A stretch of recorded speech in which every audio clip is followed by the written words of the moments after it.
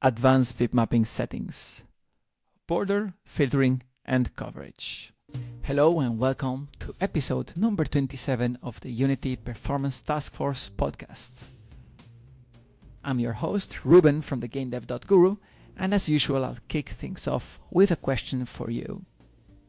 Have you ever noticed your textures getting way too blurry in the distance, or worse, alpha testing breaking when objects are far away? Sounds familiar? If so, this episode is for you. A few weeks ago, we talked about texture filtering. In that lesson, I explained what happens when the texel to fragment ratio is not 1:1, which is almost always the case. Your GPU has to sample textures and filter them because sometimes it needs a bigger texture, sometimes a smaller one. This happens in real time. Today, we're expanding on that topic. We're talking about advanced mipmapping settings, the features you see in Unity's texture importer but might not fully understand. First, let's recap what is mipmapping. Mipmapping is a technique we use for two things. First, to improve GPU performance. Second, to improve the visual quality of textures. This mostly happens in 3D because the ratio of texels you need to sample for each fragment on your screen is not always 1:1. For example, a tree on the horizon might be 4 pixels on your screen, but the texture might be 4K. That's why we need mipmapping. Mipmapping generates smaller texture variations of the original, so you can sample textures that are more appropriate for scenarios like this. In other words, you create a texture in Photoshop or Blender, export it to Unity as a 4K texture, and if you generate mipmaps, which is enabled by default, Unity reduces the size of this texture multiple times and stores them all. At runtime, you sample the right variation. We want to sample the best possible scenario. Sampling a smaller texture increases GPU performance because you don't sample as many texels. Not only that, but you generate mipmaps offline or in the editor, so you can spend ages generating the best quality possible. That's why mipmapping improves both GPU performance and visual quality. The problem? You increase memory usage by approximately 33%, even after texture compression. So, what advanced mipmapping settings did we miss? Unity gives us 4 advanced options. Let's go through them. First, border mipmaps. This is used mostly for light cookies when you pass a texture. The problem? When you generate mipmaps, you downsample the texture.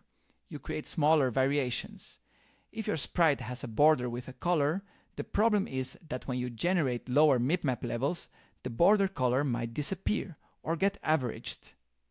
If neighbor pixels are white and the border is black, it might become gray. This is a problem if your shader requires the border to stay with the original colors, like in light cookies. The solution? Use border mipmaps. This option just copies the borders of your original image to the smaller mipmap variations. For example, I have a texture with red borders. When I go to lower mip levels, the borders disappear or blur. If I activate border mipmaps, the borders stay along the mip levels. Performance cost? 0. This is done offline in the editor, no runtime impact. Second, mipmap filtering. This answers the question, how should I generate mipmap levels? We need to condense information into fewer pixels because we're reducing resolution. How is this done? You have 2 modes, box default and Kaiser. With box, mipmap levels become smoother as you reduce resolution. This might lead to textures looking more blurry over distance. If you want textures to look sharper, use the Kaiser algorithm. If your smaller mipmap levels become too blurry, especially when objects are far away and small on screen, try Kaiser. It keeps details sharper, especially edges. For example, at MIP level 4, box filtering looks super blurry and pixelated. With Kaiser, the details are kept sharper. You see black edges more clearly. The difference is significant. Performance impact? 0. It's done in editor time.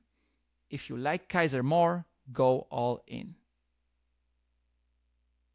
Third, Mipmap preserve coverage. This is a bit hard to understand. You'll only get it if you come across the specific problem it solves. When we generate mipmaps, we condense information, we take averages. But what do we do with the alpha channel? If we treat it the same way as colors, we might have problems depending on your use case.